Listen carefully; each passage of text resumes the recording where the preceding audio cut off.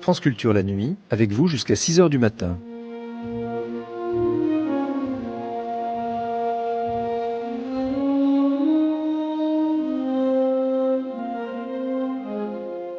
France Culture la nuit, un patrimoine radiophonique.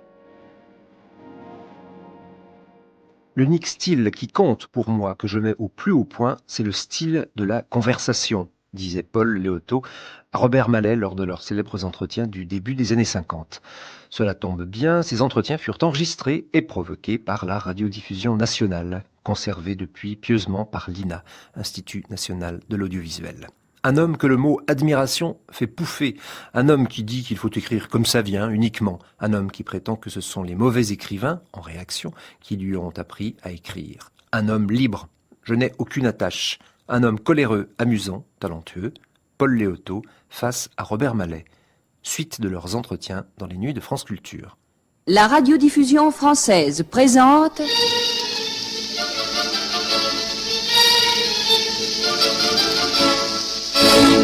Entretien avec Paul Léotot.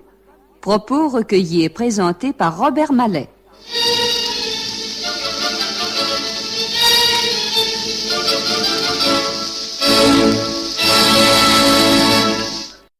Est-ce que vous aviez pressenti, dès 1910, l'importance du rôle d'Apollinaire dans l'évolution de la poésie française? Oh non, non.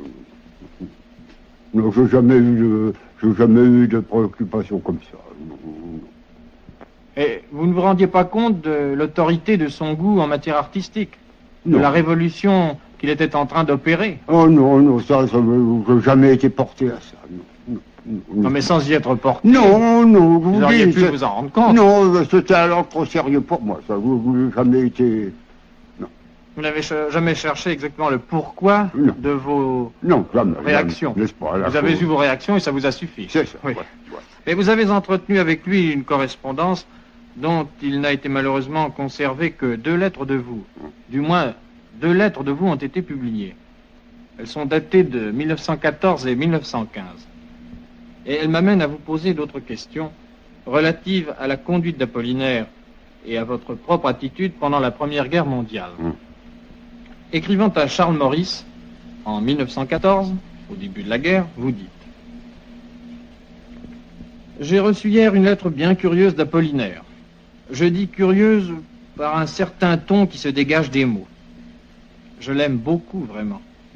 Il dit n'être pas mal dans son costume d'artilleur, mais que diable a-t-il été faire là? Il dit que des amis lui offraient l'hospitalité et l'entretien complet en Suisse pendant toute la durée de la guerre, mais qu'il aurait payé cette tranquillité momentanée par des remords. Il a passé à Nice 4 mois qui furent les délices de Capoue, mais qu'il a bien fallu s'arracher à ce bonheur pour faire son devoir. Et vous concluez, tout cela sonne curieusement pour moi. Je voudrais savoir ce qui sonnait curieusement pour vous dans les propos d'Apollinaire. Permettez, ça doit être à Paul Maurice, la lettre. Ah, j'ai dit Charles Maurice? Oui, Paul Maurice, excusez-moi. Ouais. Eh ben, mais ça sonnait drôle pour moi, parce que moi, ces choses-là ne me touchaient à rien. Et comme je disais, j'ai écrit à Apollinaire, quand il était, je ne sais pas où, à Nice ou ailleurs, je lui ai dit, mais qu'est-ce que vous êtes allé faire dans cette histoire? Et c'est là qu'il m'a répondu. Enfin, j'ai conquis un commencement de réputation en France et je ne pouvais pas faire ce que j'ai fait. C'est faire preuve d'honnêteté. Oui. Vous approuvez son geste, je pense. Non, vous auriez été à sa place. Ah, je ne sais pas ce que j'aurais fait. N'est-ce pas? Je ne peux pas imaginer ça. Je ne peux pas imaginer... Non, je sais que vous n'avez pas beaucoup d'imagination, mais tout de même... Non, je ne peux pas me mettre dans la peau... Supposer ce que vous auriez fait. Je ne peux pas me mettre dans la peau du juif polonais qui était Apollinaire, n'est-ce pas? Non, en France, après des hasards de famille, et puis enfin, s'y révélant comme écrivain et commençant une réputation qui, en effet, pouvait, si l'on veut, lui créer des espoirs, des citoyens. Oui, je ne peux pas me mettre à la place de ça. Bon, c'est très bien comme ça, mais voilà. Dans une de vos réponses à Apollinaire, une réponse dans laquelle vous aviez glissé ce que vous appelez un tout petit billet, ce qui prouve que vous étiez très, très généreux avec lui, car ce tout petit billet, à l'époque, devait pour vous être une grosse fraction de votre mensualité. Eh bien, dans cette réponse, vous lui dites: « Votre lettre a été pour moi une vraie surprise. Je ne vous aurais pas cru ces dispositions, ces sentiments. Il y avait encore des côtés de vous que je ne connaissais pas. Ou alors, quoi vous a changé? Moi, je ne m'en félicite ni ne me le reproche. Rien de tout ce qui se passe depuis 5 mois passés ne m'a changé sur aucun point. Et si j'éprouve un sentiment, ce n'est que d'horreur et de dégoût. Je suis néanmoins heureux de votre bon état d'esprit. Tant mieux, tant mieux. Du moment qu'on y est, mieux vaut y être avec bonne humeur et acceptation que dans des dispositions d'esprit opposées. Bien, je voudrais que vous précisiez ce que vous avez exprimé dans cette lettre, c'est-à-dire votre fidélité à certains sentiments que vous avez toujours eus depuis votre enfance, cette fidélité à laquelle s'ajoute un nouveau sentiment, celui d'horreur et de dégoût en présence de la guerre. Oui, maintenant, c'était pas une fidélité à des sentiments, c'était plutôt une absence complète de certains sentiments. Oui, mais enfin, c'était une fidélité à une certaine absence complète de sentiments. Oui. Vous vous êtes toujours insurgé pendant la guerre 14-18 contre la littérature de propagande patriotique, celle d'un Barrès, par exemple, ou même celle d'un Gourmont. Oui. Je m'en suis aperçu en lisant attentivement les comptes rendus des pièces de tendance patriotique. Je me suis aperçu que dans vos analyses à propos de ces pièces, vous avez en pleine guerre 14-18 su dire ce que vous pensiez sans pourtant vous attirer les foudres de la censure. C'est ainsi qu'en novembre 1915, vous commentez les couplets d'une revue de RIP, dans lesquels le soldat chante « Tralalalala, on les aura, à pas peur, en tient bon, moi je donnerai pas ma place pour un boulet de canon. » Et vous ne vous gênez pas pour dire « Espérons-le qu'on les aura. Mais quel peuple belligérant ne chante pas de même en ce moment à l'adresse de ses adversaires. » Ouais. Il y a une chronique dramatique de ce moment-là, je ne sais plus laquelle. Vous savez que quand Apollinaire a été blessé, trépané et rétabli, il est entré censeur. Il était censeur dans un bureau à la Bourse. Il y a une chronique, je ne sais plus laquelle, où j'ai été lui demander, lui dire, dites donc, tâchez qu'on ne me supprime rien. Je ne sais plus laquelle c'est. Et il a fait en sorte qu'on ne vous censure pas. Oui. J'ai l'impression que pour vous, en cas de guerre, l'intelligence ne doit jamais céder le pas à ce qu'on appelle la nécessité sentimentale. Oui. Vous voulez toujours que l'intelligence si prédomine. Si nous abordons une autre, j'ai mon programme là-dessus.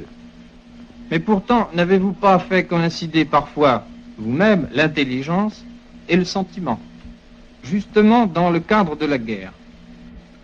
Et votre éloge de François Porcher, qui avait su unir dans la même pitié les combattants français et allemands, n'est-il pas la preuve que votre intelligence tient compte du cœur et essaie d'étayer l'une par l'autre? Mais pas du tout, c'est pas le cœur. Donc, chez Porcher, il n'y a pas de cœur, c'est l'intelligence, c'est la raison qui parle, c'est la clairvoyance. Il dit... Mais aussi, il y a une clairvoyance du cœur. Non.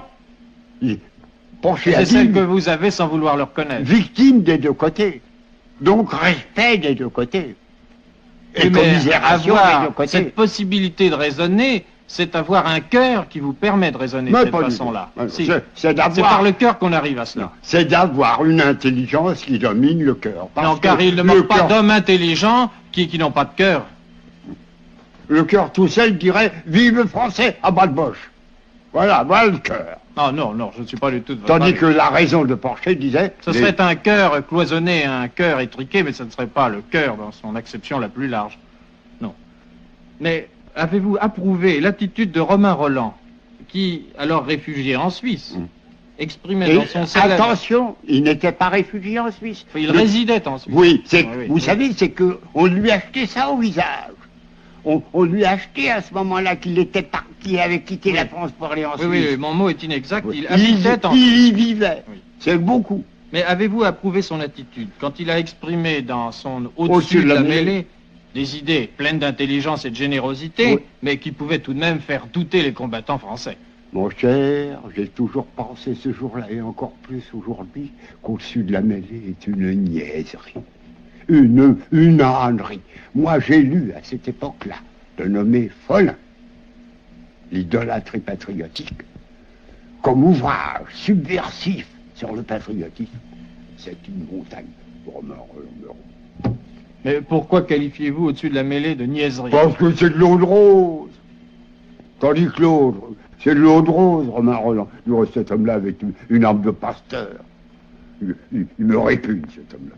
Non, mais vous appelez une niaiserie et de l'eau de rose une œuvre Une comme au-dessus de la œuvre, mêlée, une- et vous appréciez les buteurs et la finette, qui n'a pas plus de force qu'au-dessus de la mêlée. Je ne vois pas pourquoi vous faites une telle différence injuste et enfin, moi, injustifiée. j'ai au-dessus de la mêlée une niaiserie. Non, mais d'ailleurs, je ne vous demande pas de juger cette œuvre au point de vue même littéraire. Je vous demande si vous pensez qu'il était opportun de la publier pendant la guerre. Ah oui. On a bien laissé paraître la brochure de Follin, qui était autre chose. En France? Oui. Et quel est-il arrivé à ce Follin? Rien du tout. Il n'a pas été inquiété? Pas du tout. Il est mort il y a peut-être 2 ans, dans une ville de province où il résidait. Oui, mais ne pensez-vous pas que si un écrivain se désolidarise de sa communauté en cas de guerre, il est préférable qu'il se taise, ou parle comme vous l'avez fait avec une réserve qui ménage la sensibilité nationale et qui ménage aussi sa sincérité d'écrivain? Qu'en Ah. pensez-vous? Je crois que, je ne sais pas, on peut se taire ou alors mettre les pieds dans le plat carrément. Mais vous n'avez pas mis les pieds dans le Oui. plat et vous ne vous êtes pas tu, justement, vous avez Ah oui, enfin j'aurais Vous avez obtenu un résultat moyen, assez équilibré, qui vous a permis d'être sincère sans pourtant vous faire censurer et enfermer au besoin. Je ne sais pas si à cette époque-là on enfermait. Oh, certainement. Ah. Enfin, ce qui ressort de ce que vous avez dit, c'est que le déclenchement de la guerre 14-18, n'est-ce pas, n'avait pas transformé vos pensées. À l'inverse de ce qui s'était produit chez Apollinaire, Rémy de Gourmont ou Gustave Hervé. Et, n'est-ce pas, pour Apollinaire, faisons la réserve de ce qui se passait à l'intérieur de lui. Oui. N'est-ce pas faisons la part du mobile qui l'a guidé. Oui. Nous ne savons pas s'il n'y avait pas là comme une nécessité, Oui, comme oui. un certain intérêt de carrière. Oui. Il y a peut-être une restriction mentale. Oui. Mais si votre façon de penser n'a pas changé, votre façon de vivre, elle, a dû se transformer, inévitablement, avec la guerre. La régularité de votre existence a certainement été troublée, que vous l'ayez voulu ou non. Pourquoi voulez-vous que mon N'avez-vous pas quitté Paris en 1914? J'ai quitté Paris quand cet ami de Pornic est venu me chercher pour l'aider à transvaluter ses animaux là-bas. Si elle ne vous l'avait pas demandé, vous seriez resté à Paris. Oh, absolument. Vous n'aviez pas peur de l'invasion? Oh, je n'ai jamais eu peur. C'est peut-être une légèreté d'esprit, mais je n'ai peur de rien. Oui, vous êtes parti pour Pornic et vous avez emmené des animaux. J'ai emmené les animaux du fléau. Combien étaient-ils? Oh, il doit être 12 ou 15. Eh bien, ce voyage a dû être une partie de plaisir. Ah oui, on a mis 3 jours pour aller à Pornic. Voilà tout ce que vous avez fait pour une femme. Vous l'avez peut-être fait plus pour les animaux que pour elle. D'arriver à Pornic, rouillé momentanément, à mort avec elle. Parce que... Oui, je m'en doute. Vous deviez lui en vouloir de s'être équipé. Mais non. Oh, vous savez, on m'a mis 3 jours. Alors, le train s'arrêtait quelquefois, 2 heures, 3 heures, dans une campagne déserte pour des nécessités de passage d'autres trains. Enfin, le train s'arrête dans une étendue considérable où il n'y avait rien du tout. Elle me dit, allez me chercher un melon. Je lui dis, écoutez, ma chère, attendez le train Pornic, vous achèterez un melon à Pornic. Elle n'a pas répété. Mais quand elle est arrivée à Pornic, ce que j'ai encaissé, pour n'avoir pas compris qu'elle mourait de soif, et qu'il fallait aller lui chercher un melon. Et notez que si j'étais allé chercher un melon, il y avait bien 2 kilomètres, et que je suis revenu quel train c'était le camp. Bon, elle pensait que si vous pouviez faire 3 jours de chemin de fer pour elle, vous pouviez aussi faire 2 kilomètres en plus. Ah oui, mais c'est entre deux arrêts. le train des marais. Enfin, oui, voilà. Oui, et vous êtes resté à Pornic combien de temps? 1 mois. Vous habitiez chez elle? Ah oui, Avec le mari? avec le mari. Oh, ben, c'est parfait. Ah ben, Tout ouais. allait pour le mieux et les 15 animaux. Et les 15 animaux. Et vous êtes... Et comme je l'ai écrit, j'ai écrit ça, tout ce qu'elle, l'attention la plus remarquable qu'elle a eue, arrivée là-bas, c'est de me faire coucher la cave. Je lui ai écouté, ma chère. Couché à la cave? Oui. Par crainte des bombardements? Je l'ai écouté pour coucher la cave, j'aurais aussi bien pu coucher dans ma cave à moi. Mais vous ne l'auriez pas amené les animaux, ce qui n'était pas la Oui. même chose. Alors, vous vous êtes ennuyé à Pornic, Oui. malgré cette nombreuse compagnie. Oui, bon, il y avait des distractions. Et je crois que le spectacle de la mer n'a pour vous aucun attrait. Non. Et qu'il finit même par vous lasser. Ouais. Vous avez écrit, je l'ai relevé dans un de vos écrits, « La mer m'ennuie. Je m'en occupe autant que si j'étais dans un village de Seine-et-Marne. Je n'ai devant elle que l'impression du vide. La nuit, je trouve sinistre le bruit qu'elle fait. » Comment expliquez-vous cette antipathie pour la mer? Oh, ben que ça s'explique pas, ça. Et puis j'avais aussi, j'avais composé quelques vers sur le mari et la femme, là. Gourmalon-les-Moules. Ah, je ne les connais pas, ces Mais vers, si, mais- pouvez-vous les dire? Ils sont dans la villégiature. Vous ne les savez pas par cœur? Oh, non. Non, non, non. Je me rappelle pas, n'est-ce pas C'était des vers humoristiques? Oui. Vous vous moquiez de vos hôtes? Oui, Oui. c'est Gourmalon-les-Moules. Mais comment, je reviens sur cette idée, comment expliquez-vous tout de même que vous soyez tellement plein de répulsion pour la mer? Mais, Un homme comme vous qui aime la solitude, il me semble que la mer doit lui procurer une impression d'immensité déserte. Non, moi, Très agréable. non, ça ne se définit pas, ça, on est comme ça, n'est-ce pas, vous regardez ça, vous trouvez ça. Mais est-ce que ce dénigrement de la mer ne fait pas partie de votre hostilité systématique à l'égard de la nature? Je suis peu sensible à la nature, mais j'aime mieux une petite rivière dans un paysage que la mer.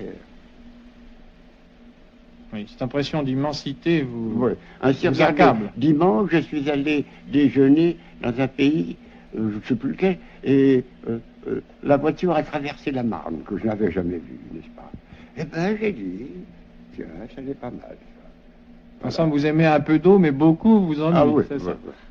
Je trouve qu'une rivière a plus d'expression, en paysage, que la mer. Ben, vous trouvez plus subtil, Plus fin, plus intime. plus nuancé. Mais vous seriez très près de dire, je crois, marâtre nature, et vous seriez aussi très près de vous moquer de cette belle phrase, mais la nature est là qui t'invite et qui t'aime. Ouais. Vous n'avez jamais trouvé aucune consolation dans la nature. Non, la nature est une chose affreuse. Songez à toutes les morts successives que représente la nature. Eh bien, ce que vous dites est une exacte transcription de vers de Vigny dans La Maison du Berger. Ah, Oui. Vous êtes un pessimiste à la Vigny. Voilà. Vous êtes un romantique, je vous l'avais déjà dit. n'est-ce pas. Dans la nature, le petit sert de pâture à un plus gros, qui sert de plus gros. Les arbres, il y a des arbres qui tuent les voisins qui les empêchent de se développer. Bon, la nature est une suite de cruauté.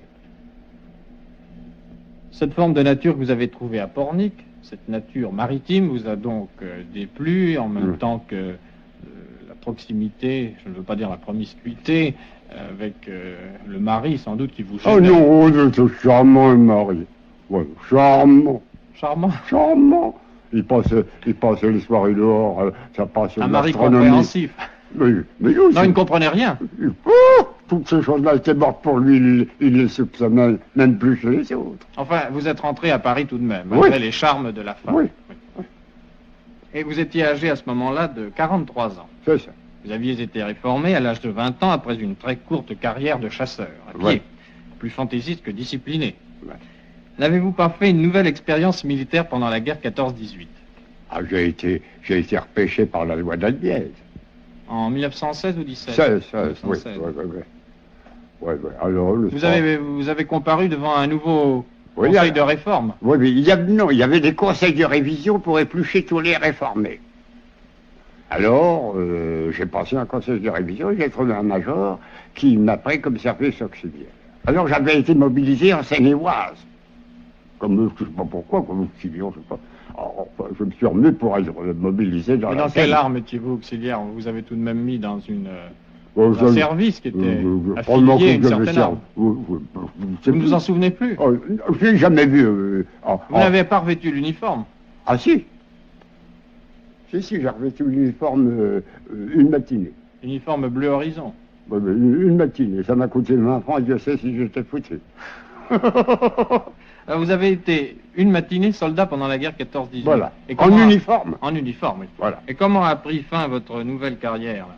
Ah ben, la démobilisation après la guerre. Enfin, non, vous dites que vous êtes resté simplement un jour soldat. En uniforme. Oui, en uniforme. Mais enfin, Oui, le mais- fait d'être Ah mais j'étais toujours remis en mobilisé. civil prouvait qu'on vous avait rendu à vos foyers tout de même. J'étais au Mercure, oui. Ah, oui, bon. mais j'étais quand même mobilisé. Je touchais après. Vous étiez auxiliaire au Mercure. Vous ne touchiez plus la mensualité du Mercure, Si, mais un prêt de je l'armée. touchais moitié d'appointement au Mercure. Ah oui. Voilà. Et puis je touchais mon prêt. En somme, on vous a mobilisé, ou plutôt immobilisé au Mercure. Si vous voulez. Oui. Et vous n'avez pas d'anecdote à nous rapporter sur votre expérience militaire? Il a été décidé que les premiers jours de chaque mois, On ferait un appel. on irait répondre à un appel dans une cour d'école militaire. Alors, Je me rappelle d'un appel, ça devait être au mois d'août, il faisait une chaleur terrible. Et c'était le moment où il y avait, paraît-il, une avance terrible allemande du côté de Château-Thierry. En 1918, oui. Oui, mais une avance qui, paraît-il, était une alarme, une très grande alarme. Hein? Oui, Oui. oui. Et alors j'étais là, il y avait 1h30 dans la cour de l'école militaire qu'on attendait le petit lieutenant qui devait faire l'appel. Un soleil torride. Alors j'avais à côté de moi un gaillard qui avait son képier à la main, qui s'épongeait et qui s'est mis à dire « Oh, quel soleil !» Et moi, c'est parti plus vite que je ne l'aurais voulu. Je me dis, c'est pas le soleil d'Austerlitz. Eh ben, mon cher, j'ai cru qu'il allait me l'énoncer. Tellement il cherchait partout. Pour vous faire passer en conseil de guerre, eh ben, vous l'avez échappé belle. Oui! Quand la guerre de 1914 a pris fin, vous aviez 47 ans. Finalement, vos habitudes n'avaient guère été changées par les événements, si l'on accepte un court séjour à Pornic en 1914 et quelques heures de présence, sans l'uniforme d'ailleurs, sous la tutelle de l'armée, qui, avec beaucoup de lucidité, vous rendit très vite à la vie civile. Mais depuis l'année 1908, au cours de laquelle vous avez publié les morceaux choisis de Stendhal, avec une préface, je remarque que vous n'avez édité aucun volume. Il faut attendre 1925 si l'on veut avoir un reflet de vos pensées autres que celles de critiques dramatiques. Il faut alors lire Madame Cantilly, suivi de mots, propos et anecdotes. Et comment expliquez-vous, ou plutôt comment justifiez-vous, ce silence de 15 ans, cette apparente désaffection vis-à-vis du public? Mais écoutez, je n'aurais jamais osé demander à M. Valette de me publier un volume.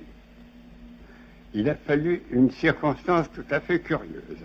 J'arrive un matin, je crois que c'était dans le milieu de 28. Et M. Valette me dit, oh, j'ai dîné hier au soir avec M. Gillon, de la librairie Larousse, et Maurice Martin Dugard. Alors, on a parlé de vous, n'est-ce pas? Et Maurice Martin Dugard a même dit, oh oui, c'est un garçon, Léoto est un homme très original. Et M. Gillon s'est même mis à dire, un peu trop même. Bon, c'était la librairie Larousse. Alors, on a demandé aussi comment que ça se fait qu'on ne réimprimait pas le petit ami. Alors, j'ai eu, là, en 2 minutes, une sorte de hardiesse, et j'ai dit avec, écoutez, moi, le petit ami, ça ne m'intéresse pas, mais j'ai un volume tout près que je publierai bien. Mais il m'a dit, apportez-le demain, on l'envoie à l'imprimerie immédiatement. Et alors, j'ai mis en paquet Passe-temps, et on a publié Passe-temps. Je voudrais savoir maintenant ce qu'était cette Madame Cantilly dont vous avez fait le sujet de votre plaquette. Ah ben, c'est une femme dont on m'avait raconté l'histoire. Vous ne l'aviez pas connue vous-même? Non, elle habitait rue Bonaparte, c'était une amie du Fléau. Alors le Fléau m'a un jour raconté l'histoire de Mme Cantilly et j'en ai fait un feuilleton sur le champ. C'était une grande amie des animaux? Oui. Elle possédait un perroquet, je crois. Oui, une poule, un perroquet, oui. Et puis un chien. Elle promenait sa poule place Saint-Sulpice. Elle faisait partie de ces êtres originaux, oui, bizarres, chimériques que vous avez toujours aimés. Oui, et puis elle avait comme maman qu'elle avait adoré un roumain, n'est-ce pas? Monsieur Cantilly. Oui. Quant à vos mots, propos et anecdotes, vous les avez rédigés après avoir doublé le cap de la cinquantaine. Non. Si. Non, rédigé. Alors, vous les avez seulement publiés après 50 ans. Ah, bon. Non, je vous pose cette question, Ouais. et je crois d'ailleurs pouvoir y répondre pour vous, peut-être avec plus d'assurance, parce que j'ai relevé dans ces propos des notations comme celle-ci. La cinquantaine, qu'il serait dommage de partir au moment que je suis le plus sensible à toute chose. Ouais. Ça me laisse supposer que vous avez écrit ça quand vous aviez 50 ans. Oui. Vous n'avez pas écrit Ah oui, à 40 ans sur vos pensées quand vous en auriez 50. Non, seulement alors, n'est-ce pas, vous dites que j'ai rassemblé des choses que... Oui, mais cette notation, vous l'avez écrite Oui, quand place vous aviez Saint-Sulpice. doublé le cap Place de la Saint-Sulpice. cinquantaine. Donc, je reprends cette notation. Il serait dommage de partir au moment que je suis le plus sensible à C'est ça. toute chose. Ouais. C'est Pouvez-vous- ce jour-là, place Saint-Sulpice, que, enfin, si vous voulez, j'ai résolu de me foutre un zoo et d'écrire ce qui me plairait. Comment pouvez-vous nous dire comment se manifestait chez vous cet accroissement de sensibilité qui allait de pair avec la maturité? Hop, non, ça rien du tout. Vous dites, j'ai 50 ans, je suis plus sensible à toute chose que je ne l'ai jamais été. À quoi attribuez-vous cette sursensibilité? Oh, vous m'en faites pas. Et je remarque également dans ce même ouvrage, à quelques pages de distance de cette réflexion sur sa sensibilité, une autre réflexion qui semble plutôt la contredire.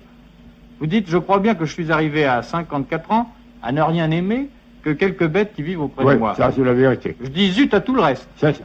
pour le restant de mes jours. Oui, J'ai l'impression que vous êtes davantage vous-même dans cette seconde Oui. réflexion que dans la oui, première. et j'y suis encore aujourd'hui plus ancré. Mais comment tout de même pouvez-vous expliquer cette apparente contradiction entre cette affirmation de sensibilité développée et cette autre affirmation de non-sensibilité? Donc un jour on prend une note, 4 jours après on prend une autre. Mais pourquoi l'une est-elle plus valable que l'autre? Ah, oui. Je sais que vous aimez mieux constater vos états d'esprit que les analyser, vous en donnez encore Ouais, une fois ouais. la preuve. Et vous vous souciez fort peu de les justifier, ces états d'esprit. Ouais. Je n'ai jamais rien écrit que comme si quelqu'un me le dit. Oui, mais il ne s'agit pas ici de justification, il s'agit simplement d'éclaircissement. Ouais. Mais vous ne pouvez pas éclaircir Non, cela. non. Et vous vous refusez à le faire. même. Ouais, bon. Vous vous prétendez donc plus sensible, et ça je le dis puisque vous l'avez dit, vous vous prétendez plus sensible vers la cinquantaine. Et je remarque qu'il y a chez vous une sorte d'amertume à faire cette constatation. Cette amertume, vous n'aimez pas la reconnaître. Mais je crois qu'elle s'explique par votre sensibilité, qui s'est justement accrue, et par votre regret de ne pas avoir eu l'occasion de trouver des motifs valables à cette sensibilité. Je ne sais pas si je m'exprime bien. C'est bien compliqué tout ce que vous dites là. Et ça touche à des éléments humains que je n'ai jamais ressentis.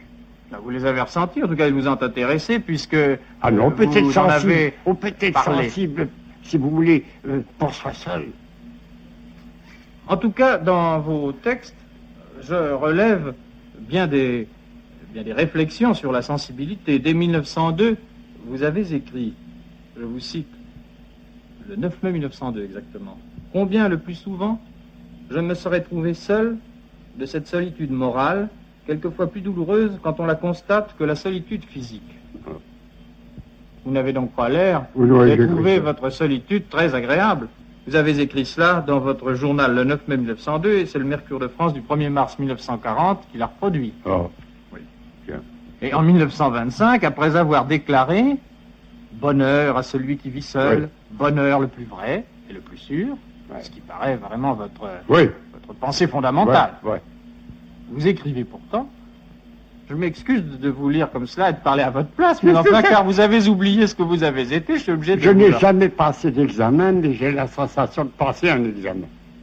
Ah, je suis navré de vous donner l'impression d'être un examinateur, mais en somme, c'est vous, c'est par vous-même que je vous fais examiner, Oui. puisque ce sont vos propres textes que je vous cite. Ouais. Vous avez donc dit, j'aurais un grand plaisir en ce moment à pouvoir dépenser une dizaine de mille francs en inutilité. Ma vie est si plate, cela me donnerait quelques heures un peu vivantes. Oui, en effet. Donc, après avoir dit que le bonheur de la solitude était le plus vrai, vous dites que votre vie est très plate.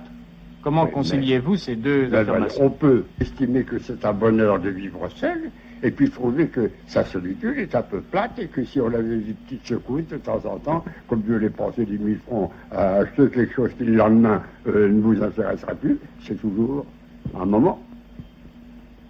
Mais ce désir de rendre la vie moins plate ne correspond-il pas à ce que, toujours dans le même volume, vous appelez la jeunesse de l'âge mûr?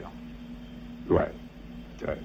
Vous dites être grave dans sa jeunesse, cela se paie souvent Oui. par une nouvelle jeunesse dans l'âge mûr. Oui. Mais quand j'avais 20 ans, j'avais toujours l'air d'être à un enterrement. Chose que j'ai complètement permis. Vous reconnaissez donc J'ai- avoir eu une jeunesse très grave. Oui, j'ai rajeuni prodigieusement avec les années. Vous avez donc été atteint ou comblé par cette deuxième jeunesse. Ah, pas sûr. Et vous êtes en plein en ce moment encore dans cette seconde Je suis jeunesse. beaucoup plus gai aujourd'hui que je n'étais quand j'avais 20 ans, vous savez. Je vous aurais lu sans vous connaître. J'aurais certainement cru qu'à cette époque de votre vie, en 1925, vous souffriez d'un état de solitude. Non. Voulu, prémédité, peut-être, mais devenu malgré vous de l'isolement. Non. Jamais souffert de la solitude, jamais. Du reste, c'est moi qui l'ai voulu, la solitude. Oui, mais on peut vouloir certaines choses et en souffrir. Non. Non. Soirée, était le martyr d'une solitude qu'il affichait. J'aurais pensé que vous regrettiez au fond de n'avoir pas conduit autrement votre vie. Oh, pas du tout. Je l'ai conduit, n'est-ce pas, avec préméditation. Vous pensez donc que je vous ai mal lu? Non. Je l'ai toujours voulu, la solitude. Toujours. Non, mais ces affirmations qui prouvent que vous souffrez tout de même de la solitude, je ne les ai pas inventées. Mais non, non, il peut y avoir des moments de vide, mais c'est pas la solitude. Écoutez, avouez tout de même qu'il m'aurait été facile, comme à tout autre homme, de la combler. Et j'en arrive ainsi, justement par ce que vous me dites à l'heure actuelle, j'en arrive à ce sentiment dont vous avez toujours nié la présence en vous, et sur lequel pourtant vous avez copieusement disserté, allant même jusqu'à consacrer à ce qui pour vous n'existe pas, un petit livre dont le titre est justement le nom de ce sentiment. Je veux parler de l'amour. Ouais. Tout d'abord, car tout ce que vous dites de l'amour découle, semble découler de votre antiféminisme, pourquoi êtes-vous à ce point l'ennemi des femmes?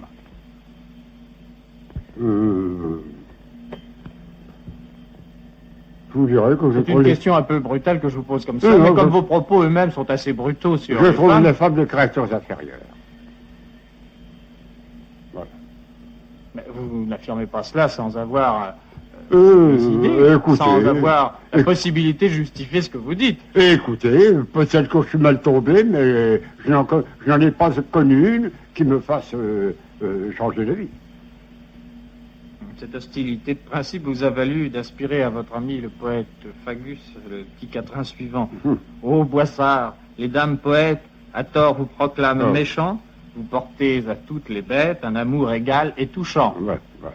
Enfin, écoutez, vous ne pouvez pas nier que les femmes ont une infériorité sur les hommes. Si, je le nie, je pense qu'elles ont une sensibilité autrement orientée, une intelligence différente, mais je ne trouve pas qu'elles soient inférieures, elle est complémentaire. Non, il n'y a pas de femme qui est, ou alors, n'est-ce pas, des phénomènes. Il n'y a pas de femme dont l'intelligence puisse être mise sur le même niveau que l'intelligence d'un On homme. peut dire qu'une femme n'a pas l'intelligence créatrice de l'homme, mais elle a une autre intelligence. Laquelle? Bien, l'intelligence, par exemple, de la maternité, Oh, écoutez, n'est-ce pas, laissez-moi tranquille avec ça. et l'intelligence de l'amour aussi, elle l'a. Eh bien, non. Elle a une Non. autre façon de comprendre l'amour. Non. mais- Non, parce que si, vous savez, on a fait une statistique sur la façon dont les femmes comptent dans l'amour. Il y en a 95, une statistique médicale. 95 pour qui c'est une corvée sans nom. Ah non, je parle de l'amour-sentiment et non pas Oh, de l'amour laissez-moi acte tranquille physique. avec ça. L'amour-sentiment, c'est de la Oui, merde. tout à l'heure, je vous demanderai ce que vous pensez exactement de l'amour. En ce moment, nous parlons des femmes. Vous trouvez donc les femmes frivoles, volages, inconstantes, hypocrites. Enfin, vous leur trouvez tous les défauts. Oui. Et intéressé. Alors, vous êtes peut-être mal tombé, comme vous dites. Toutes les femmes agissent par un calcul qui est plus ou moins grand, qui peut être différent dans sa matière. Vous voulez dire intéressé sur tous les plans, pas seulement intéressé pécuniairement. Non, oui, intéressé moralement, intéressé pour un profit, intéressé pour les relations, Et intéressé... vous croyez que l'homme n'est pas intéressé, lui? Non. Quand nous aimons une femme, nous ne l'aimons pas par intérêt, nous l'aimons physiquement. Bah, c'est un intérêt, là. Oui, Le plaisir physique, c'en est un oui, comme un oui, autre. oh, mais ça, alors, ça, oui, je suis de votre avis là-dessus, oui. Mais est-ce que vous êtes vraiment sincère? Ben, n'est-ce pas plutôt un jeu quand vous écrivez? Il n'y a pas de femme qui vaille une page qu'on a eu plaisir à Oh, écrire. ça, incontestablement. Bah, oui, c'est un jeu tout de même. Non. Et Et cette- du reste, j'ai écrit, n'est-ce pas, les femmes ne se doutent pas qu'avec une plume, de l'encre et du papier, on peut se foutre d'elles. Mais c'est souvent pour parler d'elle. Pourquoi non? Ah, vous l'avez prouvé vous-même. Mais non, je n'ai pas écrit sur les femmes, tout de Vous, même. vous compensiez souvent l'absence de femmes par ce que vous écriviez sur elles. Mais non, je serais peu écrit sur les femmes. Oh, Ouais, je m'excuse de vous contredire, vous Ouais. avez énormément écrit sur les femmes. Non. Et quand on connaîtra votre journal intégralement, on s'apercevra que votre journal littéraire est consacré J'ai peut-être écrit pour sur la les... moitié aux femmes, ce qui est peu littéraire en somme. Ouais, j'ai peut-être écrit beaucoup sur les femmes quand j'avais... quand elles méritaient que je décrive un petit peu leur capacité en amour physique. Ce qui est bien rare. Bien rare. Bon, enfin, tout de même, là, c'est un jeu quand vous dites celui qui ne comprend pas qu'on puisse étrangler une femme ne connaît pas les femmes. Mais c'est pas un jeu, c'est la vérité. Vous avez eu envie d'étrangler des femmes? Mais je pense que tout homme a eu cette envie-là. Et vous-même en particulier dans Oh quelles non, moi je ne occasions? suis pas violent. Donc c'est de l'imagination. Vous imaginez que... Non. Mais comment expliquez-vous cette misogynie qui est exacerbée? Il faut le reconnaître. Comment l'expliquez-vous? Mais non, je ne vois pas. Mais vous cherchez tout de même, vous pouvez tout de même trouver une raison à cet état d'esprit, à cette hostilité. Enfin, je n'ai jamais voulu de femme dans ma vie Oui, privée. vous constatez cela, mais pourquoi n'avez-vous jamais voulu de femme dans votre vie privée? Parce que je tiens à être seul. Oui, mais c'est un cercle vicieux. Vous tenez à être seul parce que vous n'aimez pas les femmes. Mais vous n'aimez non, pas les mais femmes non. parce que vous voulez être seul. Mais non. Je vous demande Je- pourquoi vous n'aimez pas les femmes. Vous dites qu'elles sont inférieures. Mais qu'est-ce qui vous donne cette impression qu'elles sont inférieures? Qu'est-ce qui la motive? L'expérience que j'en ai faite. Là, moi, j'ai mon explication. Je m'excuse aussi, mais je crois. Parce que vous avez dit, c'est un talent de savoir se moquer de ce qu'on n'a pas. Je ne veux pas dire que vous n'avez jamais eu de femme. Oui. Vous affirmez vous-même que dans Mais- votre vie, les femmes n'ont pas fait défaut. Mais c'est un talent de savoir, ça ne vise pas les femmes. Non, ça peut les viser aussi, Non. ça peut faire partie de vos considérations sur les femmes. Non, Vous ne précisez pas. non, Je peux l'adapter aux femmes, si je voulais. Je veux dire que vous n'avez pas trouvé chez les femmes ce que sans doute inconsciemment, mais non moins profondément, vous en attendiez. Non, vous interprétez ça. Et je n'interprète pas. Si vous interprétez. Là, parce que la vérité absolue, c'est que, aussi bien quand j'avais 20 ans, que toute ma vie, mon travail a passé à tout, avant tout. Et jamais je n'ai voulu que mon intérieur soit compromis. Et si je vous contredis, c'est toujours avec des textes de vous-même. C'est toujours en m'étayant sur ce que vous avez dit. Ainsi, je peux vraiment croire que vous avez été déçu et que cette déception remonte. Je ne voudrais pas revenir sur ce sujet qui nous a souvent opposés, mais cette déception remonte à l'abandon dans lequel vous a laissé votre mère, puis à l'absence d'affection de vos successives belles-mères. Non, Mais- vous apportez Vous rien avez faux. écrit, Monsieur Léoto, je n'ai jamais eu de chance avec les femmes, j'étais à peine né que ma mère me plantait là. Ça, voyons, mon ami, c'est une boutade. Ah, bon alors tout à l'heure, quand vous dites que quand on a envie d'étrangler une femme, ce n'est pas une boutade, ici c'est une boutade. Mais Il faudrait oui, mettre des petites notes au bas voyez de vos bien, réflexions. voyez bien de rapprocher le fait que ma mère m'a laissé là 3 jours après que j'étais né, n'est-ce pas? Je n'ai jamais eu de chance. Mais boutade, dites-vous, mais boutade qui cache sa vérité, vous l'avez dit souvent, homme bouffon, homme triste. Eh bien, Ouais. cette plaisanterie cache un fond de tristesse, j'en suis convaincu. Vous savez, madame, vraiment, vous savez, vous... Je sais que je vous insupporte en vous disant Ben, cela, mais non, qu'est-ce que c'est que ce verbe que vous venez d'employer? insupporter. Oui. Eh bien, c'est le verbe qui correspond à l'adjectif insupportable. Non, il n'existe pas ce verbe-là. Ah ben, il existe puisqu'on l'emploie. Oh, C'est comme ça que les langues vivent, avec des néologismes qui sont peu à peu acceptés. il y a un homme dans Combat avant-hier qui a écrit un article sur les perspectives de guerre que nous subissons en ce moment, n'est-ce pas, et qui commence à prendre un caractère obsessionnel. Il y a obsédant. Obsessionnel comporte une idée différente. de- Alors. Hein. Enfin, nous ne faisons pas ici le Ouais. procès Ouais. des Bon, enfin, néologismes, écoutez, nous faisons celui des femmes. Enfin, vous le faites. Et vous avez dit, il faut avoir diablement aimé les femmes pour les détester. Ça, je vous cite. Oui. C'est une boutade. Ben, naturellement que j'ai aimé les femmes physiquement. Mais je n'ai jamais embelli une femme, jamais, je ne peux pas. La christianisation dont parle tout à l'heure, vous savez, c'est pas mon fait. Ah, beau grand nom. Je vais vous demander, de préciser ce que pour vous est exactement l'amour. Car je comprends très bien que vous ayez été l'ennemi du mariage en raison de votre antiféminisme. Certains prétendent même... Mais non, c'est pas l'antiféminisme, ma liberté. Mais enfin, les deux s'ajoutent. Non, Le désir de la liberté comme mon père à et 18 le désir ans. de ne pas lier votre vie à un être que vous n'appréciez pas. N'importe quel autre. Je veux être seul. Quand mon père voulait me faire épouser Georgette parce qu'elle avait 15 000 francs qui paraissaient à ses yeux être seul, je lui dis quand l'argent sera dépensé, je serai embarrassé. Je veux être seul. N'est-ce pas? Il n'y a qu'une chose qui m'a conduit dans ma vie, mon travail. Là.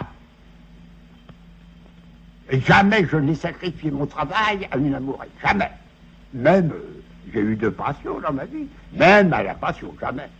Quand il y avait une chronique à écrire, tout le reste, c'était le cas. Vous venez de parler de passion. Oui. De passion physique. Oui, justement, voulez-vous m'expliquer ce que représente pour vous la passion, l'amour, ce qu'il est et ce qu'il n'est pas? Et vous avez écrit dans votre plaquette intitulée Amour, deux pages, les deux pages d'ailleurs qui introduisent cette plaquette, dans lesquelles vous avez très bien résumé cette appréciation de l'amour. Voulez-vous nous les lire, ces pages? Ouais. Ça fera plaisir aux gens qui sont sentimentaux, ce qui est la dernière des âneries. Sentiment. L'amour, c'est le physique. C'est l'attrait charnel. C'est le plaisir reçu et donné. C'est la jouissance réciproque. C'est la réunion de deux êtres sexuellement faits l'un pour l'autre. Hein? Sexuellement faits l'un pour l'autre. J'ai bien entendu. Oui, voilà. Le reste, les hyperboles, les soupirs, les élans de l'âme, sont des plaisanteries, des propos pour les niais, des rêveries de beaux esprits impuissants. La passion, c'est le feu que met en nous ce plaisir. Le sentiment, c'est l'attachement à ce plaisir et comme qui en dirait la gratitude, si ce mot pouvait s'employer en amour. La jalousie, les déchirements, jusqu'au meurtre qui en découle quelquefois, c'est le physique. C'est la représentation de l'être auquel on tient pour son plaisir, donnant ce plaisir à un autre. Une maîtresse qui meurt, on peut la regretter. On n'est pas jaloux. Une maîtresse qui vous quitterait pour entrer au couvent, on pourrait être désolé. On ne serait pas jaloux. Regardez un ménage. Le mari de beaucoup plus âgé que la femme. Celle-ci à l'âge auquel les rêveries se réveillent. Celui-là fini, et plus rien comme mari honoraire. Il est à 100 lieues de la jalousie. Plus de questions sexuelles, plus de jalousie. Et même les rapports moraux vont se modifier du tout au tout. Autre preuve, côté homme comme côté femme. Deux êtres se connaissent, se plaisent, s'accordent sur tout, chacun ne se voyant pas l'un sans l'autre. La réunion physique a lieu. Il y a dissemblances, opposition de nature, de goût, de façon, trop de froideur pour l'un, trop d'ardeur pour l'autre. Le premier déçu, le second choqué. Le détail le plus insignifiant, physique ou sensuel, c'est fini. Le plaisir est impossible. S'ils sont libres, ils se quittent. S'ils sont mariés, c'est la chaîne. L'hostilité cachée. Deux êtres peuvent savoir pour les éloigner, les faire différents moralement, mettre entre eux le plus profond des accords, tous les motifs extérieurs. Vous les voyez attachés l'un à l'autre, incapables de rompre, ne se quittant que pour se reprendre, parce que chacun a dans l'autre son partenaire pour le plaisir, dont il ne saurait se passer, ni voir à un autre ou à une autre. L'amour, c'est le physique, et la Rochefoucauld l'a oublié.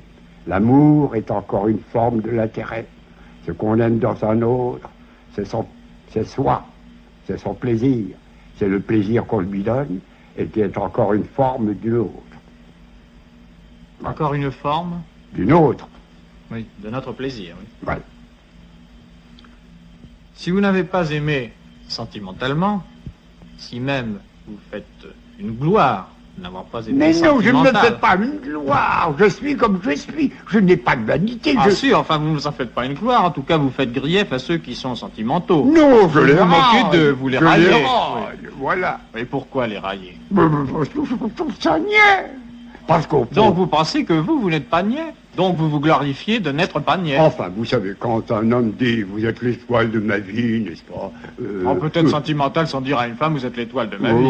Bon, au fond, c'est... dites donc, est-ce qu'il n'y aurait pas moyen, voilà ce que ça veut dire. Oui, mais enfin, l'expression n'a rien à voir avec Non, non. l'affaire elle-même. Non, vous savez, les recoulades donc clair de lune, ça c'est de la bêtise. Je sais bien, vous avez dit, mais je ne suis pas fort pour la romance. Voilà, je Mais connais... on peut ne pas être fort pour la romance et tout de même être fort pour le sentiment. Je connais une dame qui s'était éprise, quand elle était jeune, d'un écrivain. Bon. Ah quand elle m'a dit, mais il savait que se promenait au clair de lune. Voilà. Ça ne prouve même pas qu'il fut sentimental. Ça prouve qu'il était bête comme ses pieds. Et qu'il n'avait rien dans son pantalon. Comment on disait Non. Oh non. Pour vous, seul compte l'amour charnel. Absolument, c'est ça qui fait. Mais moi, par exemple, n'est-ce pas, enfin, quand je dis que dans certains couples, quand on ne se connaît pas, l'un est choqué, mais moi, j'ai passé ma vie à passer pour un monstre de vice, avec des dindes qui ne savaient pas ce que c'était que l'amour physique. Des dindes. Une phrase que vous m'avez dite au cours d'une de nos conversations m'a beaucoup frappé. Vous m'aviez dit que la mort de votre maîtresse, au plus fort de vos relations amoureuses, vous laisserait complètement indifférent. Absolument. Comment expliquez-vous qu'une cessation de plaisir, même simplement physique, puisse vous laisser indifférent? Parce que je suis attaché qu'au physique. Justement, la mort est une rupture avec le physique, une décomposition de la personne physique. Non, je suis insensible. Je ne suis pas pitoyable, la mort ne me touche pas. Il ne s'agit pas d'avoir pitié de la personne qui est morte, mais d'avoir pitié de soi, soit puisqu'on est privé de cette personne morte. Écoutez, quand j'avais 18 ans, j'habitais Faubourg Saint-Jacques.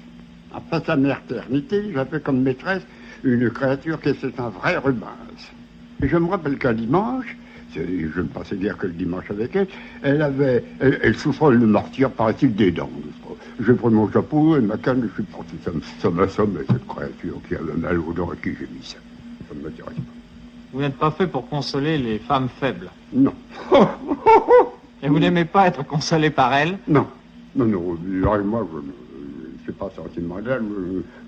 Non, mais là, il ne s'agit pas de sentiment, il s'agit de plaisir charnel. Oui. De plaisir charnel pur. Oui. Vous dites, voilà, voici cette femme que j'adore Oui. charnellement, elle vient à disparaître, je n'en souffre pas. Oui. Cela m'étonne. Eh ben non, c'est comme ça. Et c'est la vérité. Seulement cela ne s'est jamais produit. Oh, non. Vous n'avez jamais perdu au milieu de vos relations Non. affectueuses ou Non. charnelles une Non. femme. Non. Donc c'est une hypothèse. Ouais. Du reste, n'est-ce pas, je n'ai eu que 2 femmes dans ma vie, enfin, pour qui je dis, ça compte peut-être un peu. Voilà. Le reste, c'était de la camelote. Des espèces de dindes, n'est-ce pas, qui... Vous avez relevé dans vos aphorismes sur l'amour quelques-unes de vos affirmations. Et je voudrais vous demander de bien vouloir les compléter ou de les éclaircir. Vous faites tout ce que vous voudrez. Mes écrits m'ont souvent gâté mes amours. Oui. Par ce sang-froid toujours noté plus haut, ce manque de cristallisation, cette faculté d'observation restée intacte. Tant pis, me suis-je dit chaque fois, écrire d'abord, j'y sacrifierai l'univers. D'accord. Déjà, ce mot sacrifice me fait dresser l'oreille. Ce mot sacrifice sous votre plume m'étonne. Mais le sacrifice d'écrire. Pour écrire, je sacrifierais tout. Vous êtes donc capable de sacrifice à l'occasion. Oui, je suis capable de causer la mort de quelqu'un pour le plaisir d'écrire. Vous êtes un homme très dangereux, mais cette préférence pour votre œuvre, cette priorité que vous lui accordez sur la femme, est-ce que ce n'est pas déjà une forme de l'amour?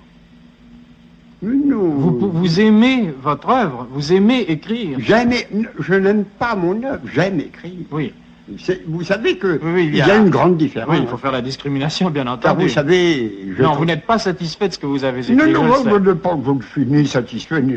Je trouve que rien n'est admirable. Rien, rien, rien.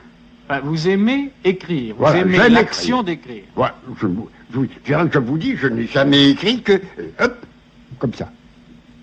Vous éprouvez un plaisir plus spirituel ou plus charnel en écrivant? Donc j'ai créé le plaisir de voir des choses qui... Non, mais vous n'éprouvez pas un plaisir presque Ah, physique si, à voir les- votre plume courir sur le papier. D'ailleurs, je crois que vous l'avez exprimé. ce plaisir.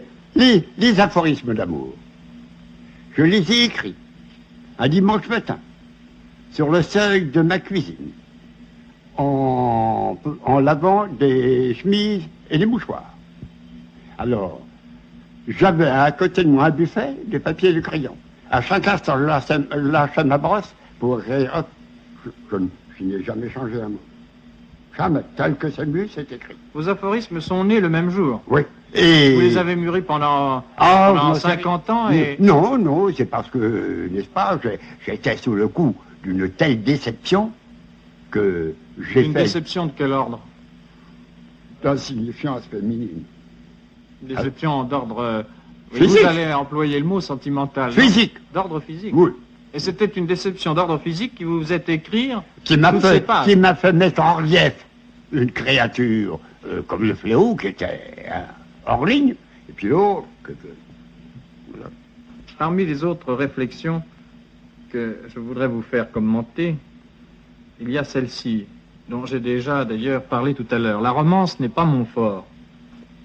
Et je crois que c'est là une des explications de vos théories sur l'amour. Parce que ce que vous avez lu tout à l'heure, bien que vous prétendiez ne pas être un dogmatique, un théoricien, c'est une théorie. Eh bien, je crois que dans cette affirmation, la romance n'est pas mon fort, il y a là l'explication de votre dégoût pour tout ce qui est sentimental. Ou Et tout vous- au moins pour l'exhibition du sentimental. Je peux vous garantir que je n'ai jamais dit une seule fois dans ma vie à une femme, je t'aime. Jamais. Jamais. Mais il y a beaucoup d'hommes qui ne l'ont jamais dit, mais qui l'ont prouvé. Ah oui, ah bah moi non. Vous ne l'avez jamais prouvé non plus. Non, non. Et vous Alors, n'avez jamais été capable d'un geste désintéressé à son égard. Jamais, jamais. Vous êtes donc très semblable à une femme, puisque aussi vous êtes toujours intéressé. En somme, quand vous avez été aimable avec une femme, c'était pour pouvoir finalement la posséder. Du reste, écoutez, j'ai plus reçu de cadeaux des femmes que je leur en ai fait. Voilà. Une Et constatation qui ne vous laisse aucun regret ni... Non, non, rien. De même que ce n'est jamais moi qui ai commencé. Jamais. C'est-à-dire que vous avez commencé souvent en attaquant. C'est Non, une façon de jamais, commencer. jamais. On est toujours venu me trouver à domicile pour me dire voulez-vous. Voilà. Et vous en brûliez d'envie et Non, non, non, non, pas du vous tout. l'aviez laissé entendre. Non, non, non, jamais. Oh, il y a une façon d'être avec les femmes qui Enfin, prouve écoutez, qu'on a vous avez envie vu ce que- d'elles, vous tout en avez ayant vu- l'air de leur Non, tourner le dos. vous avez vu ce que j'ai raconté pour le fléau qui un jour, qui vient me voir au Mercure uniquement pour des questions d'amour, et qui un jour vient me trouver en me disant je ne viendrai plus parce que ça commence à être trop dangereux. Moi, je ne pensais à rien du tout. Vous ne pensiez à rien, Bah, rien, je parle. alors que vous pensiez tout le temps aux femmes et à la privation de femmes. J'en avais une, c'était beaucoup. Mais ne Non, vous je pensais satisfaisait aux pas. animaux. Une autre de vos réflexions est celle-ci. J'ai toujours écrit à mes maîtresses des lettres fort vives. Mm. Avaient-elles à les lire le même plaisir que j'avais à les écrire? Je ne pensais qu'au mien, qui était grand. En somme, vous étiez plus expansif dans vos écrits que dans vos propos de vive voix. Les porcheries. Comment? Les porcheries, les polissonneries, je n'ai jamais Ah. écrit que ça. Ah, c'est ce que vous J'en appelez connais des une. lettres fort vives, ce sont des lettres polissonnes. Mais oui, Ah oui, elles J'ai sont jamais écrit vives ça. dans les termes, oui. mais elles ne le sont pas dans les sentiments. Ah. Il y a- Je voulais simplement avoir cette petite explication complémentaire. Vous ajoutez, je n'ai jamais écrit une lettre d'amour sans me rebeller, en Ouais. écrivant contre ce que j'écrivais. Hmm. Alors pourquoi écriviez-vous? Ben, parce que ça me plaisait d'évoquer certaines choses. Et pourquoi vous révoltiez-vous contre Oh, cette parce expression? que vous disiez que j'ai bien tort, ça ne servira à rien. Et en effet. Et vous aviez peut-être un peu honte de vous-même. Oh, quand la lettre c'est parti, oui, mais pas quand j'écrivais. Vous dites d'ailleurs l'amour amolli. Du reste, la créature à qui j'adresse ça disait toujours « Je n'aime pas les palissonneries ». Elle aimait simplement les faire. Non, à peine. Alors, n'est-ce pas, quand une femme dit ça, c'est une dinde. Vous dites l'amour amolli. Certainement. L'homme qui n'aime pas a plus de virilité Oui, morale. oui, c'est la vérité. Oui, mais ne peut-on pas dire exactement le contraire? Je ne Que pense pas. l'amour virilise les hommes, que cela leur donne le sens de leur responsabilité de mâle, et qu'ils éprouvent un besoin de protection. Oh, Il est viriliste. écoutez, Malek, vous entrez dans des questions qui me sont tout à fait étrangères. Tout à fait étrangères. J'ai voulu dire là que l'homme même, qui n'aime que physiquement,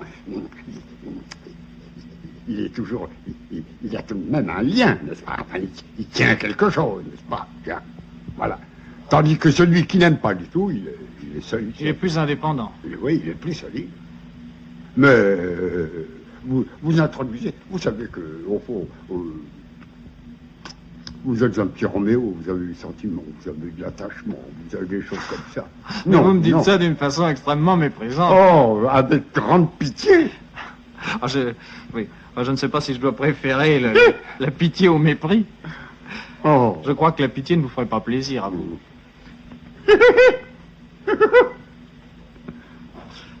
Enfin, je vais enchaîner. Je voudrais savoir comment vous justifiez cette réflexion. Aimer, c'est préférer un autre à soi-même. Dans ce sens-là, je n'ai jamais aimé. Ah. Voyez? Ah, je vois, oui. Eh bien, ça prouve aucun attachement, la liberté complète. Mais souhaitiez-vous trouver en face de vous une femme qui, elle, était moins égoïste que vous? Non, non, non, non, non, j'ai horreur des petits soins et de mon chéri. J'ai horreur de ça. Vous vous contentiez, en somme, d'un échange d'égoïsme. Oui, oui, enfin, non. Oui, ça vous paraît trop intellectuel, ce que je Oui, dis. oui. Descendons. Oui. Vous avez dit aussi, il y a des femmes qui attristent les plaisirs de Oh, l'amour. bon, c'est... Et comment les attristent-elles? Parce qu'elles sont niaises, parce qu'elles sont effarouchées, parce qu'elles sont libres, parce qu'elles sont muettes. Enfin, je vous dis, n'est-ce pas, j'ai scandalisé plus souvent qu'à mon tour. Bon, enfin, c'est comme ça. Voilà. Il n'y a qu'une personne que je l'ai scandalisé, c'est le fléau. Ah, Et voilà. c'est pourquoi vous vous entendiez bien avec elle? Ouais, sur ce chapitre-là, pas sur le reste. Mais puisque c'était le seul chapitre qui vous intéressait. Ah oui, mais enfin, comme elle avait un caractère odieux, n'est-ce pas enfin, il y avait... Enfin, les deux se joignaient, n'est-ce pas?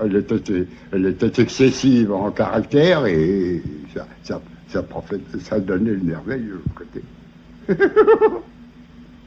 Votre avant-dernier aphorisme est le suivant. Je suis de l'avis de Dante, et pas du tout de celui de Stendhal et de Mérimée, qui disaient qu'ils sont toujours du bonheur, les souvenirs des choses heureuses, et vous trouvez que les souvenirs des choses heureuses empoisonnent la vie, Certainement. quand on ne peut plus les avoir. Ouais, Et vous dites l'amour, par exemple. ouais.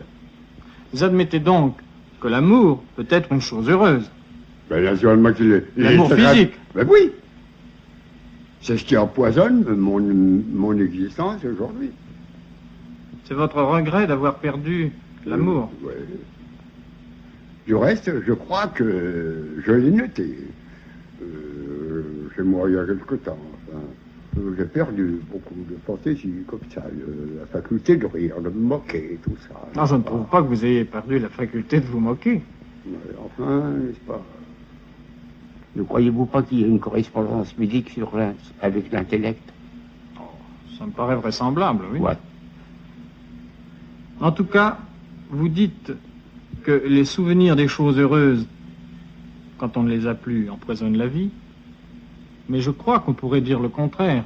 Que dire que le souvenir des choses heureuses, surtout quand on ne peut plus les avoir, continue d'égayer la vie. Ah oui, ben je vous dis, c'était pareil la vie de...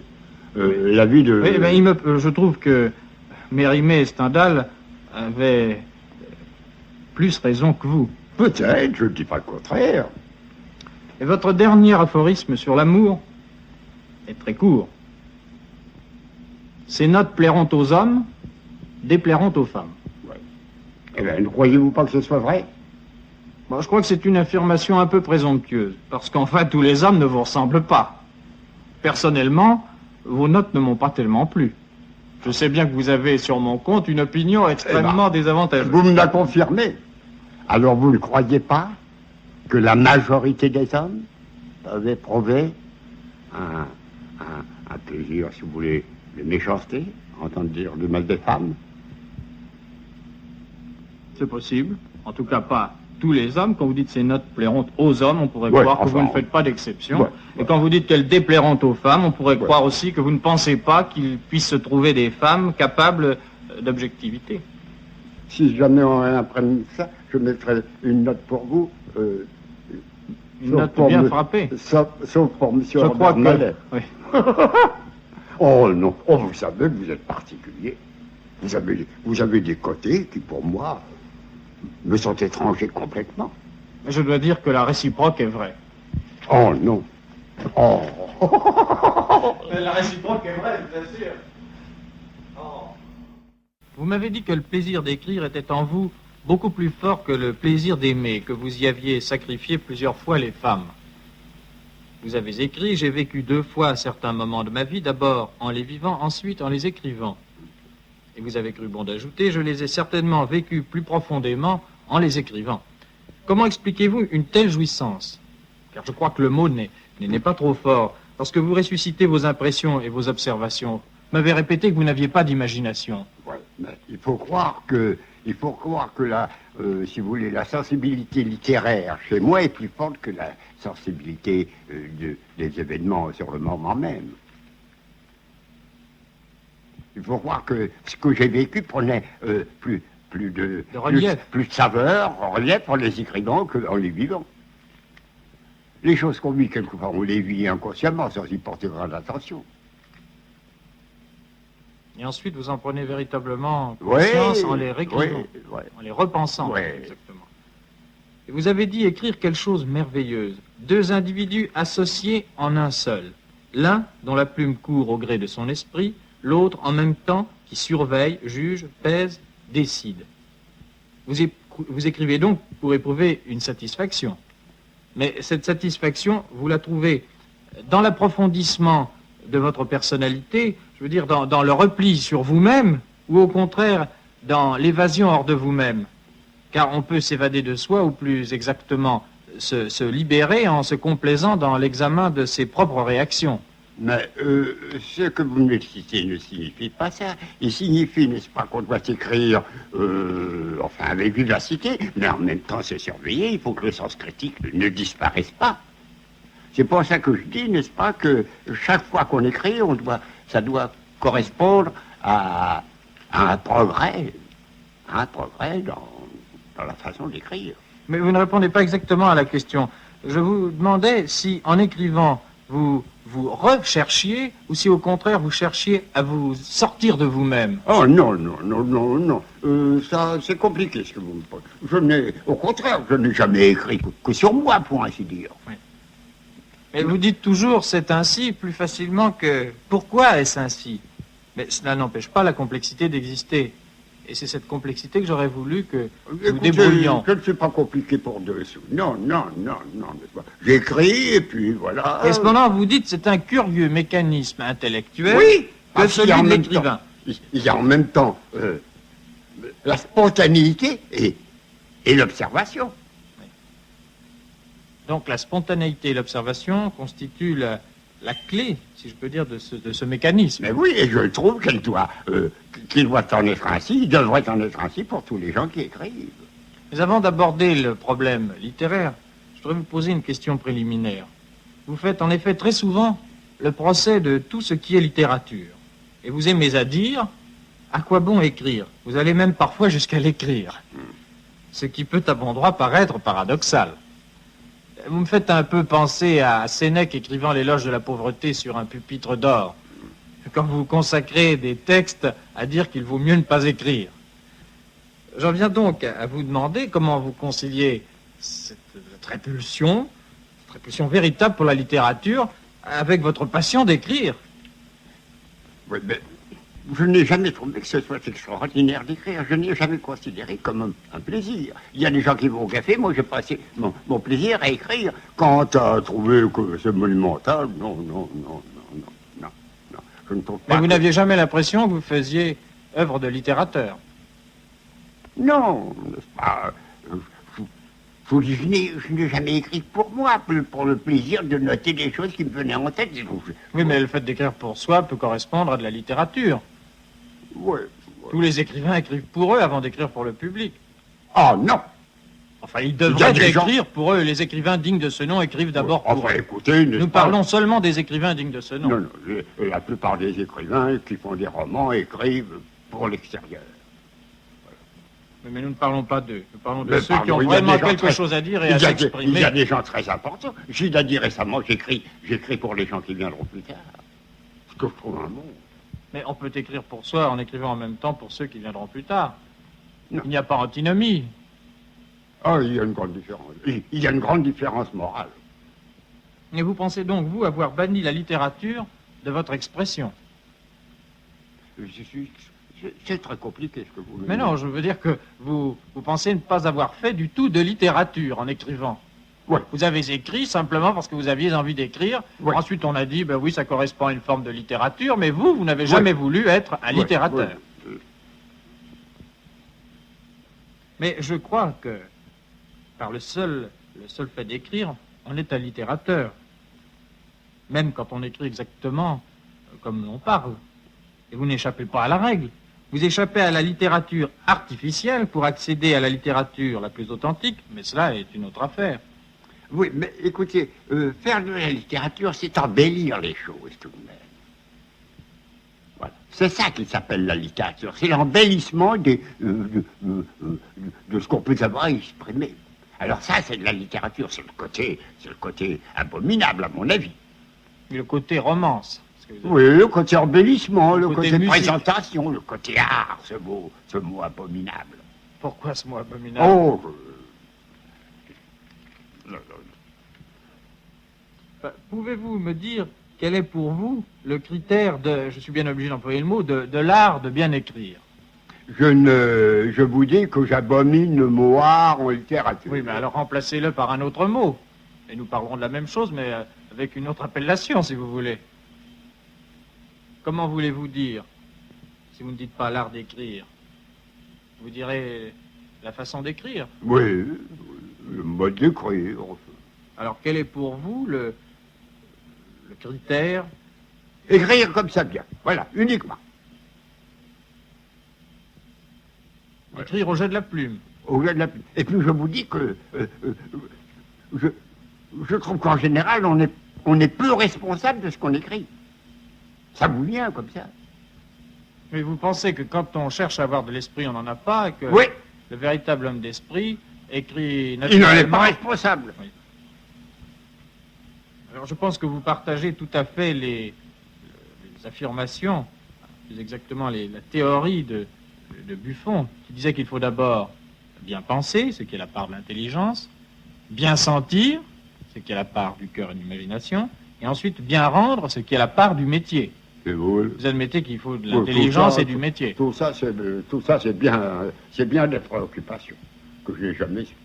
Mais vous avez dit que le mécanisme de l'écrivain était compliqué, c'est curieux, avez-vous même dit? Non, j'ai dit... Ben voilà, c'est ce mécanisme que nous analysons. En même temps qu'on court, on se surveille de ne pas faire de faux pas. Vous admettez donc le rôle de l'intelligence, celui du Certainement. métier, Mais certainement. et celui du cœur aussi. Ah bon, celui du cœur, ça n'est pas de ce qu'on écrit. Mais vous appelez plutôt le cœur la sensibilité. Oui, enfin. N'est-ce pas, moi, j'ai toujours senti fortement ce que j'écrivais, quoi que ce fût, n'est-ce pas? Même quand je disais une méchanceté, je la sentais fortement. Voilà. J'ai jamais été en bois, mais je l'ai jamais fabriqué. Votre art, c'est de la fabrication. Mais est-ce que vous pourriez nous développer, car je vois que, au fond, ces questions que je vous pose ne vous plaisent pas tellement. Je dois vous les poser d'une façon trop compliquée. Elles sont compliquées, voilà. Oui. Je trouve que tout est beaucoup plus simple. Et je crois que je vois que vous avez un petit papier devant Oui, vous. oui, oui. Vous avez Oui. peut-être préparé Oui. des réponses à des questions que vous Oui. ne connaissiez pas encore, ce qui suppose peut-être un chevauchement des questions que j'allais vous Voilà, poser, il des était réponses que convenu- vous allez me Il faire. était convenu que nous parlerions de la littérature, n'est-ce pas? Eh bien alors, je vous dis... Bon, alors... Alors ce que bon. je vais vous demander, c'est de bien vouloir répondre à des questions que je ne vous aurais pas posées, mais que j'aurais pu vous poser. Comme ça, vous serez sûr qu'elles n'auraient Voilà. pas été trop compliquées. J'ai quelquefois trop de vivacité. Aujourd'hui, pour ne dire du mal de personne, j'ai mis par écrit mes réponses aux questions que je pensais que vous poseriez. Et que je ne vous ai pas posées, mais enfin... Si, en quelque sorte déjà. Alors, n'est-ce pas, je parle de la façon dont est né chez moi le goût d'écrire, n'est-ce pas, jusqu'à aujourd'hui. Alors, n'est-ce pas, j'ai mes années de grande lecture de 1895 à 1900. Des plaisirs incomparables jamais retrouvés dans la suite. Renan, Taine, Dickens, Voltaire, puis Barrès, le jardin de Bérénice, un enchantement. Puis la correspondance en 2 volumes de Stendhal, qui n'a pas bougé pour moi. Le Brûlard, les souvenirs du gothisme. La Chartreuse et le Rouge et Noir, qui m'assomme aujourd'hui complètement, comme tous les ouvrages d'imagination. Je ne peux plus lire ça, ça me rase. Ce sont des ouvrages que vous aimiez lire quand vous aviez quel âge? Je vous dis, de 22 à 25 ans. Voilà. Parce que vous savez, n'est-ce pas, je n'ai jamais fait d'études, n'est-ce pas. Moi, je suis sorti de l'école communale à 15h30, j'ai m'étais mis à travailler. Alors, je me suis développé moi-même, n'est-ce pas, voilà. Alors, je vous dis, j'ai passé là 5 années environ à lire, je vous dis, incomparable. Mais qu'est-ce qui vous guidait dans le choix de ces lectures? Mais ce que j'avais entrouvert sous le Léon, alors j'avais acheté Renan, j'avais acheté... Vous n'aviez Taine. personne pour vous conseiller? Personne. J'étais clair d'avouer. Je rentrais chez moi à 6h, à 6h30 j'avais dîné, et de 6h30 à minuit, je lisais. Voilà. Et puis alors, ensuite, La Rochefoucauld, qui est resté inépuisable pour moi. Je trouve qu'on peut se passer de tous les livres avec La Rochefoucauld. Et puis Chamfort, que je trouve presque son égal. Vous aimez Chamfort et je crois qu'on vous a souvent comparé Oui. à lui. Quoique, vous savez, il a un côté bien défavorable à mes yeux, c'est sa crise de jacobinisme de 89 à 93. Vous savez qu'il est tombé dans les idées de la Révolution avec des paroles du dernier des démagogues, par exemple, de dire comme ça, n'est-ce pas, je ne croirai pas à la Révolution tant que je verrai circuler ces carrosses dans Paris. Comme peut-on dire un propos aussi bas, n'est-ce pas? Et alors, quand il s'est repris, quand il a vu les excès et les crimes de la Révolution, il a eu cet autre mot pour résumer, soit mon frère ou je te tue. Voilà. Oui, c'est une drôle de façon de concevoir la fraternité, je le reconnais. Mais je crois que ce qui C'est vous la rapproche, Révolution. ce qui vous oppose à Chamfort, c'est cette attitude démagogique, cet engagement politique que vous réprouvez, mais ce qui vous rapproche de lui, je crois, c'est sa façon de railler cette espèce, Oui, quelquefois même, de méchanceté qu'il Oui, a. oui. Car Je il était vous- renommé je- pour sa Je méchanceté. vous dis, je le trouve presque l'égal de La Rochefoucauld, certainement. Avec quelque chose tout de même de plus caustique, de plus dur, de plus cruel. Oui. Il fait souvent des personnalités, n'est-ce pas? Et c'est lui, je crois, qui a dit « La pire des mésalliances est celle du cœur Oui. ». C'est une phrase que vous devez Oui, approuver. oui. Et puis alors, Courrier. J'ai beaucoup aimé, enfin, je le trouve un peu littéraire, mais enfin, il y a de très belles choses dans Courrier. Et puis, le rameau de Diderot, ça qui est une chose... Mais je crois que énorme. vous préférez beaucoup Diderot à Rousseau. Ah oui, oh, je n'aime pas Diderot, moi, je n'aime que le neveu de rameau. Le reste m'assomme. Mais le neveu de rameau est prodigieux. Et Rousseau vous insupporte, je crois. Vous Oui, le oui. trouvez pleurard, vous Oui, avez dit. oui. Je n'aime pas les... bon. Du reste, le de Rameau était tellement une chose remarquable que Diderot n'a pas eu le courage de la publier. Vous savez comment a été connu le neveu de Rameau. Goethe avait trouvé en Allemagne un manuscrit du neveu de Rameau. Alors il l'a traduit en allemand. Ensuite, il y a un nommé Brière et je ne sais quel autre qui ont traduit le neveu de Rameau de l'allemand en français, en sautant, comme avait fait Goethe, les passages libertins. Alors, Les passages libertins ont été publiés Rétabli que beaucoup plus tard. en 92 par l'archiviste de la Comédie Française Montval, qui avait trouvé sur les quais un fort recueil de manuscrits dans lequel il y avait le manuscrit de Rameau intégral. Alors ça a apparu dans la collection illyrienne Plomb. Alors ensuite, les éditions successives ont tenu compte du texte complet. Et puis il y a Lichtenberg, le chanteur allemand, qui est remarquable, vous savez, remarquable. C'est lui qui a eu ce mot merveilleux. Sur les saints. Oui, c'est très beau. Les saints en bois sculptés ont plus fait dans le monde que les saints vivants. Ah, regardez ça, toute la religion est là-dedans. Enfin, toute la religion telle que vous la concevez. Mais non, mais enfin, vous avouerez. Je n'avouerai rien du tout parce que je ne suis pas de votre avis. Je pense que les saints en chair et en os ont fait plus pour la religion que les statues de saints. Mais non, écoutez, regardez. Je pense que l'un complète l'autre, que les saints en chair et en os ont regardez depuis l'Antiquité, ce sont les saints sculptés qu'il faut les effets. C'était compris, c'était qu'on invoque. Mais les hommes n'ont pas beaucoup d'imagination, vous le savez, vous n'en avez pas. Alors ils ont besoin d'images qu'on leur impose pour pouvoir prier plus facilement. Et puis alors, de nos jours, il y a un homme qui m'enchante, qui me plaît beaucoup, l'homme. Ses manières, ses défauts, tout ce qu'il écrit, c'est Benda. Julien Benda. Benda me plaît énormément. Voilà. Même ses défauts, Benda. Je n'ai jamais aimé, ou très passagèrement, vers 19 ans, les écrivains sentimentaux. Oh, je me lève.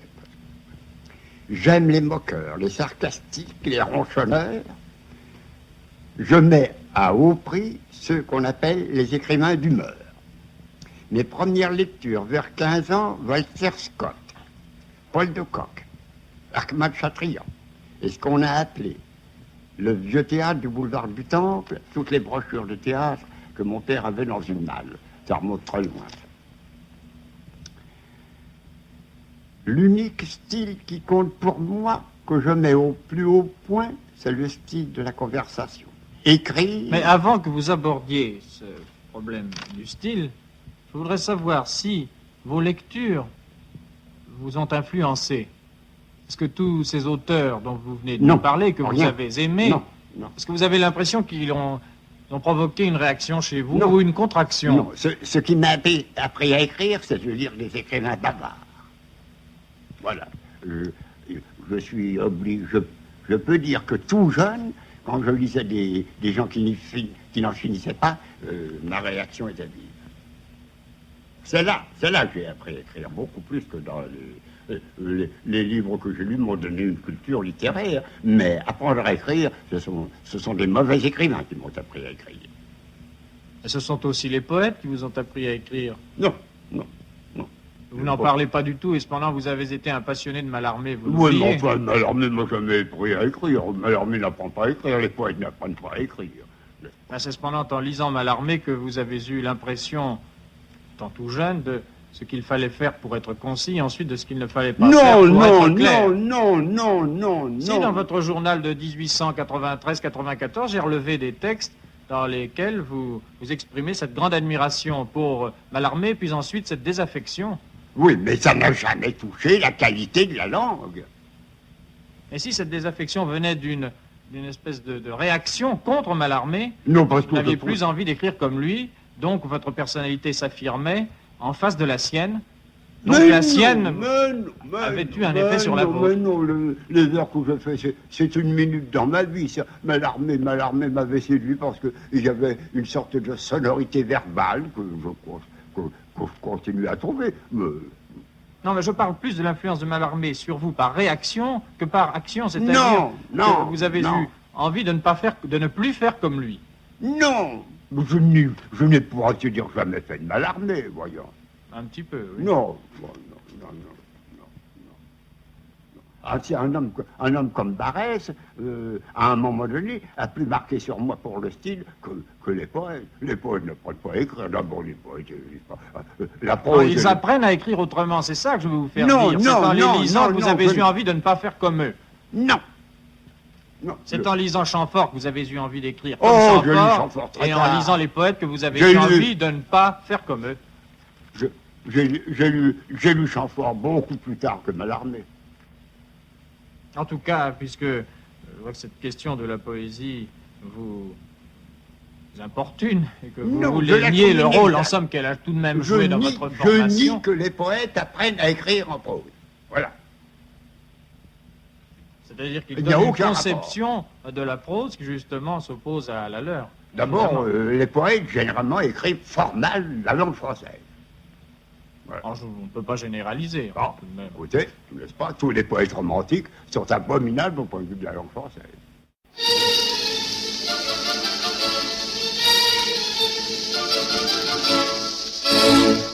C'était Entretien avec Paul Léotot. Propos recueillis et présentés par Robert Mallet.